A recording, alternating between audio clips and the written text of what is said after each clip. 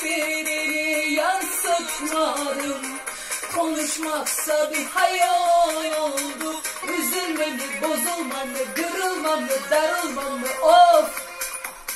Kadersiz miyim neyim, oyuncağım mıyım neyim, of of.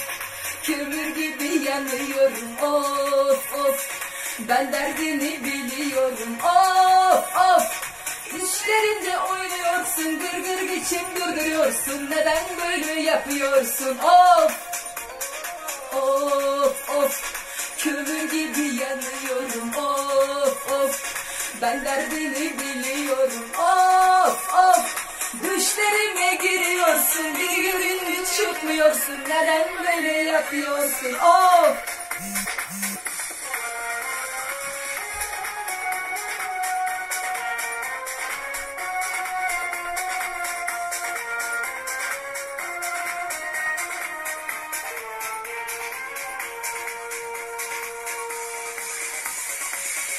Ben sadece gölgen oldum, dur dediğin yerde durdum.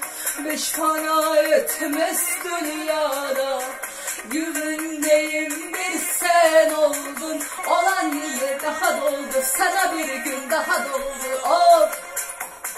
Kadersiz miyim neyim, oyuncağım mıyım neyim, of of.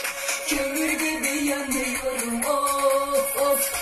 Ben derdimi biliyorum, of of. Düşlerinde oynuyorsun, gırgır geçip duruyorsun. Neden böyle yapıyorsun, of of of. Kömür gibi yanıyorum, of of.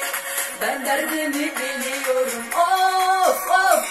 Düşlerime giriyorsun, bir girdin mi çıkmıyorsun. Neden böyle yapıyorsun, of of of. Kömür gibi yanıyorum, of of. Ben derdimi biliyorum, of of. Hislerinde oynuyorsun, gırgır geçip duruyorsun. Neden böyle yapıyorsun, of of of. Kömür gibi yanıyorum, of of. Ben derdimi biliyorum.